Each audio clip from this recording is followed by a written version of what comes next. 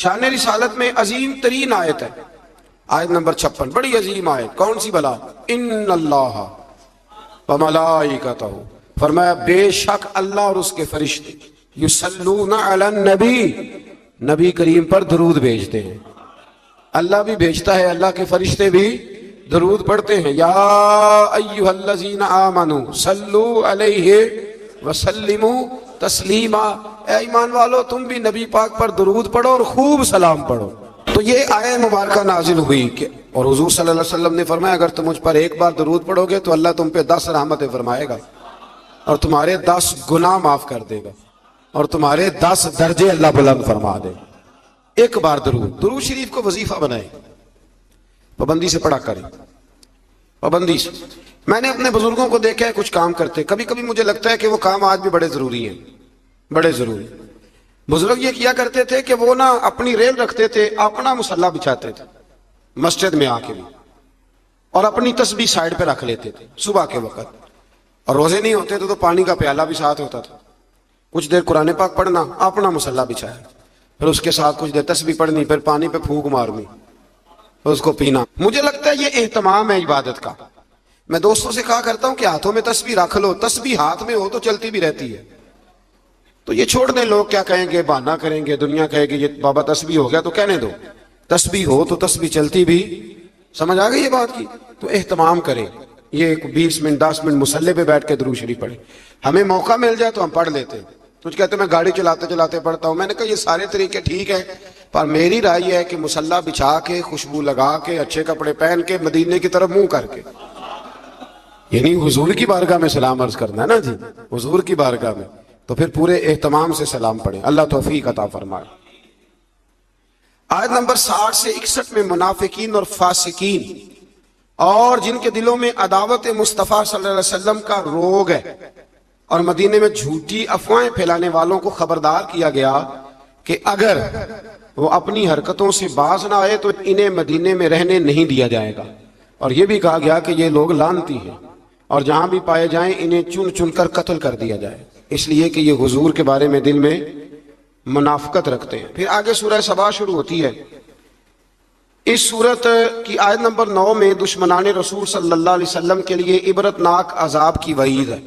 آیت نمبر 10 سے حضرت داؤد علیہ السلام کے معجزات کا ذکر ہے کہ انہیں یہ فضیلت دی گئی کہ پہاڑ اور پرندے ان کے ساتھ تسبیح کرتے تھے۔ حضرت داؤد تسبیح کرتے تو پہاڑ بھی تسبیح کرتے، پرندے بھی۔ داتا علی اجویری نے ایک بات لکھی ہے، کہتے ہیں کہ حضرت حبیب بن اسلم رائی تھے، داتا صاحب نے 1000 سال پہلے لکھا ہے، وہ کسی سے ملتے نہیں تھے، دوپہر کے وقت بکریاں لے کے جنگل میں چلے جاتے، ملتے نہیں۔ ایک بندہ بڑی دور سے آیا، کہنے لگا میں نے ملنا ہے، انہوں نے کہا بابا اس ٹائم نہیں ملتا، کہنے لگا اللہ کا بندہ ہے نا، تھوڑا ناراض ہی ہو جائے گا، چلا جاتا۔ کہتے میں پہاڑ کے پیچھے گیا تو میں نے عجیب نظارہ دیکھا کہ بابا جی مصلی پہ بیٹھے ہیں اور ایک بھیڑیا ان کی بکریاں چرا رہا ہے، بھیڑیا وہ کھایا کرتا تھا آج چرا رہا ہے۔ کہتے ہیں بڑا حیران ہوا، بابا جی کہنے لگے اس وقت کیوں آئے ہو؟ تو میں نے کہا حضور اگر آئے گیا ہوں تو مہربانی کریں۔ میں نے فوراً کہا یہ بھیڑیا بکریاں چرا رہا ہے۔ فرمانے لگے جب سے میں نے رب سے صلح کر لیا نا، ساری مخلوق کی مجھ سے صلح ہو گئی، ساری مخلوق کی صلح ہو گئی۔ تو کہتے ہیں میرے دل میں خیال آیا کہ پتہ نہیں بابا کچھ کھلائے پلائے گا بھی کہ نہیں۔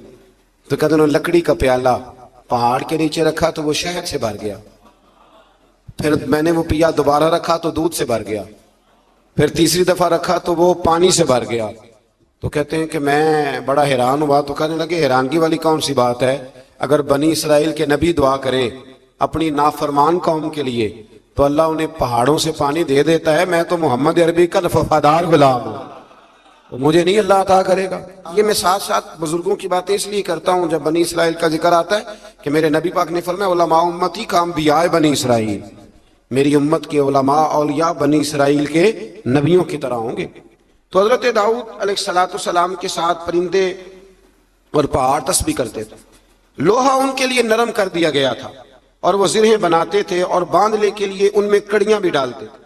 اسی طرح سلیمان علیہ السلام کے معجزات کا ذکر ہے کہ ہوا ان کے تخت کو تیز رفتاری کے ساتھ اڑا کر لے جاتی تھی، اور اللہ تبارک و تعالیٰ کے حکم اور اذن سے جنات بھی ان کا حکم مانتے تھے، جنات بھی ان کا حکم اور اس میں ایک واقعے کی طرف بھی اشارہ ہے. وہ ہوا یوں کہ حضرت سلیمان علیہ السلام نے نا بیت المقدس بنانی شروع کی تو ڈیوٹی جنوں کی لگا دی.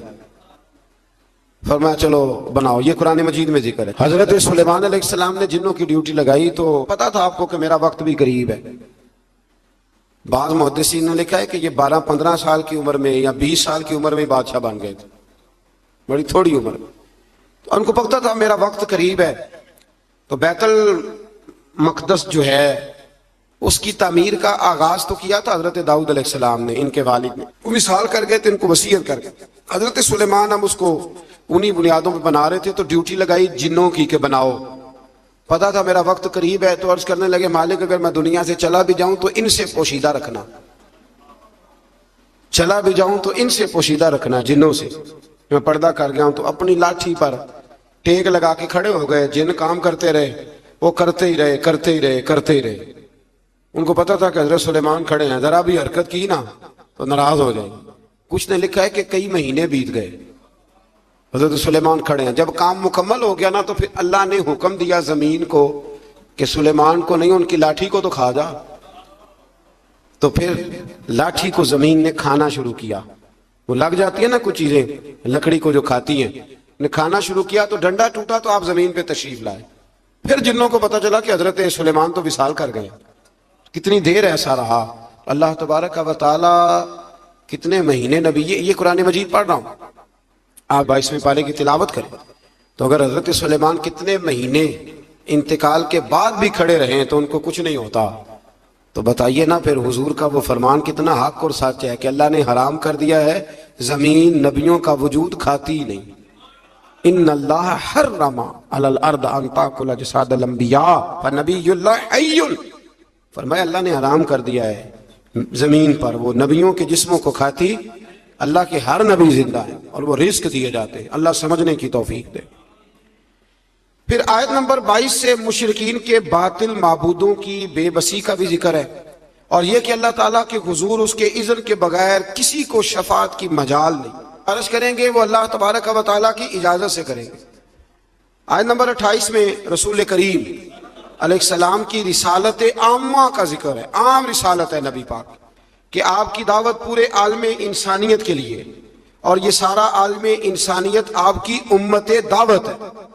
اور جن خوش نصیبوں نے ایمان قبول کر لیا وہ امت اجابت ہے. ایک ہے نبی پاک کی امت دعوت, تو وہ جس کا اللہ رب ہے نا ان سب کی طرف حضور رسول بن کے آئے, یعنی سب کو حضور نے دین کی دعوت دینی ہے. ہاں جو دعوت قبول کر لے پھر وہ امت اجابت ہے, قبول کرنے والی امت. اگلی آیات میں اسی مفہوم کو بیان کیا کہ اپنے عہد کے جابروں اور متکبرین کو آخرت میں ان کے عہد کے کمزور طبقات کے لوگ یہ کہیں گے کہ ہمارے ایمان سے محرومی کا سبب تم بنے تھے.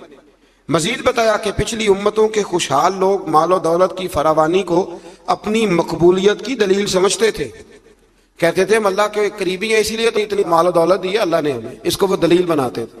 حالانکہ مال و دولت کوئی دلیل ہے, اگر یہ قریب ہونے کا ذریعہ ہوتی تو سب سے زیادہ میرے نبی پاک کی تجوریوں میں ہوتی. یہ کوئی دلیل نہیں.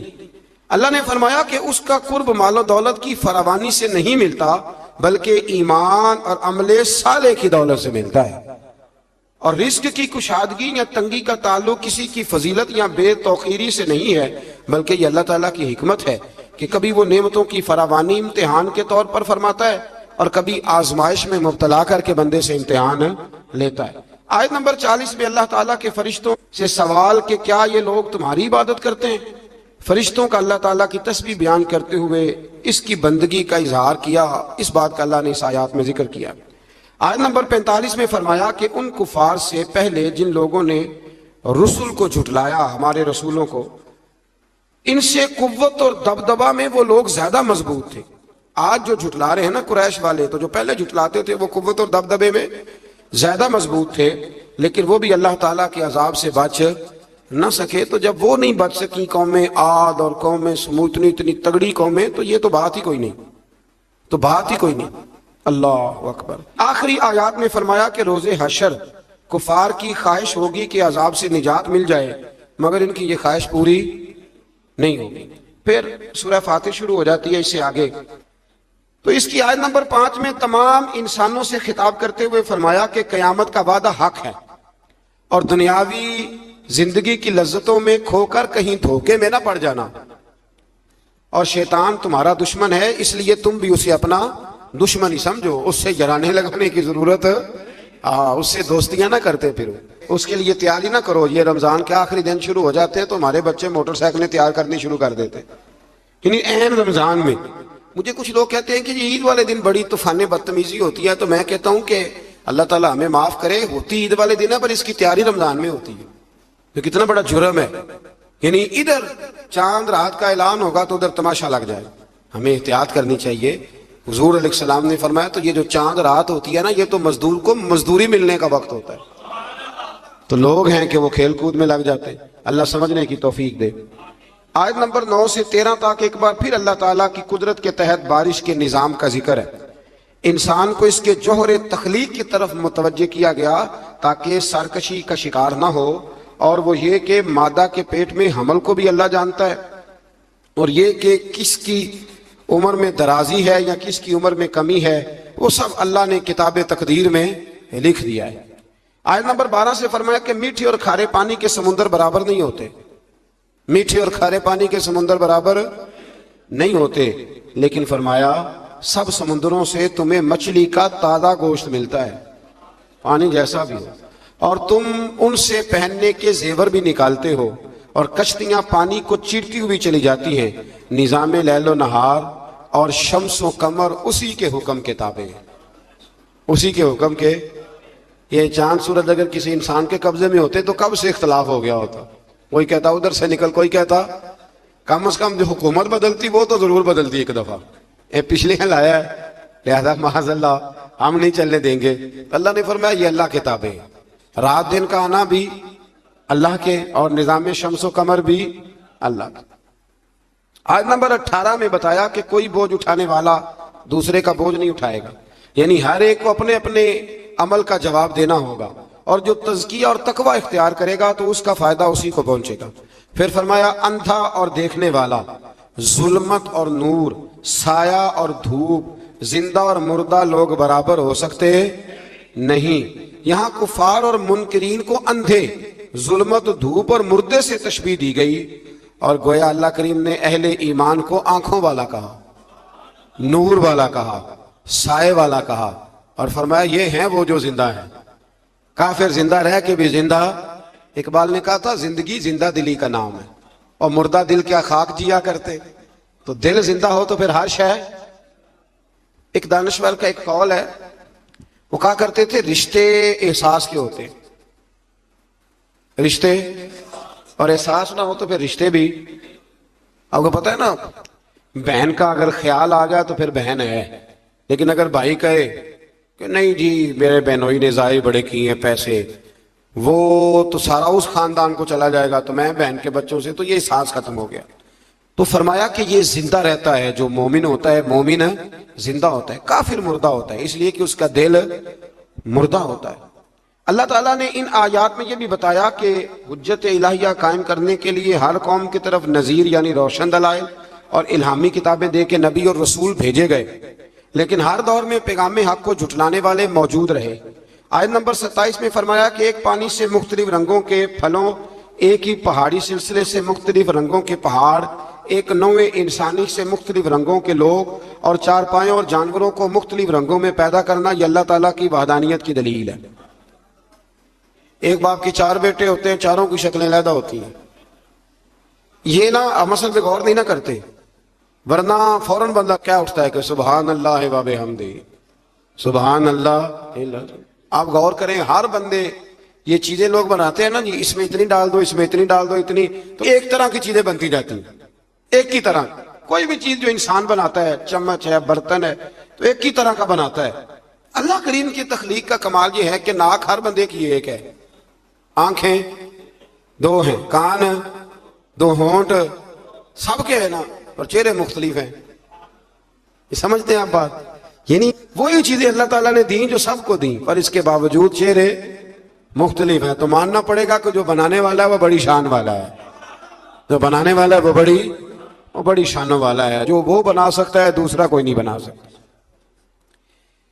آیت نمبر 28 میں بتایا کہ جو علماء ربانیین ہیں نا ان کے دلوں میں اللہ کی خشیت ہوتی ہے. انما یخشی اللہ من عبادہ العلماء. یہ مسئلہ تھوڑا ضرور سن لیں. فرمایا اللہ کے بندوں میں سے اللہ سے وہ ڈرتے ہیں جن کے پاس علم ہے. ایک لفظ کبھی کبھی ہم کہتے ہیں لڑائی ہو جائے نا تو کہتے ہیں تو مینوں جاندا نہیں. اس کا کیا مطلب ہوتا ہے؟ تو مینوں کہتے ہیں نا کچھ لوگ تو مینوں، اس کا کیا مطلب ہے؟ اس کا مطلب ہے کہ تو میرے سے لڑائی کر رہا ہے، تو میری طاقت نہیں جانتا، میرے تعلقات نہیں جانتا. یہ ترجمہ اس کا. تو میری دولت کو نہیں جانتا، کتنے لوگ میرے ہیں چاہنے والے، پیار کرنے والے، یا میرے خاندان والے تو جان. یہ مطلب ہوتا ہے کہ تو مجھے جانتا. جو جانتا ہوتا ہے وہ ڈرتا ہے، جو نہیں جانتا وہ ایسی ہوتا ہے. جو بندہ رب کو جانتا نہیں نا وہ نہیں ڈرتا، اور جو جان لیتا ہے نا وہ ڈرتا ہے. پتہ چل جاتا ہے کتنی قدرتوں والا ہے. میرے رسول کریم علیہ السلام نے فرمایا میں تم سب سے بڑھ کر رب کو جانتا ہوں اور میں تم سب سے زیادہ اللہ سے ڈرتا ہوں. اس لیے زیادہ باتیں کرنے والا عالم نہیں ہوتا، اللہ سے زیادہ ڈرنے والا عالم ہوتا ہے. جو بندہ کہتا ہے میں کسی کو بولنے نہیں دیتا، میں بڑی کہانیاں سناتا ہوں، تو یہ علم کی علامت نہیں. انما یخشی اللہ من عبادہ العلماء. اللہ کے بندوں میں سے جو عالم ہیں وہ اللہ سے ڈرتے ہیں. اگر تو زیادہ ڈرتا ہے تو تو بڑا عالم ہے، اگر تو نہیں ڈرتا پھر تو ان پڑھ ہے. یہ تو اپنے آپ سے پوچھ لے. اب لوگ کہتے ہیں جو جری ہو جائے، جو بے دریغ بولے وہ عالم ہے. نہ بھائی، جو سوچ سوچ کے بولے، جو ڈر ڈر کے بولے، جو احتیاط سے بولے، اصل عالم وہی ہوتا ہے. اللہ توفیق عطا فرمائے. آیت نمبر 32 میں اللہ تعالیٰ نے اپنے نیک بندوں کی برگزیدہ اور چنیدہ اور نیکی کے کاموں میں سبقت کرنے والے فرما کر جنت کی ان نعمتوں کا ذکر فرمایا جو اللہ تعالیٰ نے ان صالح بندوں کے لیے تیار کی ہوئی. پھر آیت نمبر 40 میں مشرکوں کے معبودان باطلہ کا ذکر ہے. آیت نمبر 41 سے فرمایا کہ اللہ تعالیٰ آسمانوں اور زمینوں کو اپنے مرکز سے ہٹنے نہیں دیتا، اور اگر وہ اپنے مرکز سے ہٹ جائیں تو اللہ کے سوا کوئی دوبارہ ان کو اپنی جگہ پہ قائم کرنے والا نہیں ہے. آیت نمبر 45 میں فرمایا کہ اللہ تعالیٰ لوگوں کی بدعمالیوں کی وجہ سے ان کی گرفت فرماتا تو روئے زمین پر کوئی جاندار زندہ نہ ہوتا. اگر اللہ تعالیٰ لوگوں کے گناہوں کی وجہ سے ان کو پکڑتا تو پھر کوئی موجود مر گئے ہوتے، سارے ختم ہو گئے ہوتے. لیکن وہ ایک وقت مقررہ تک انہیں ڈھیل دے رہا ہے. پس جب ان کا وقت آ جائے گا تو اللہ تعالیٰ اپنے بندوں کو خوب دیکھ رہا ہے.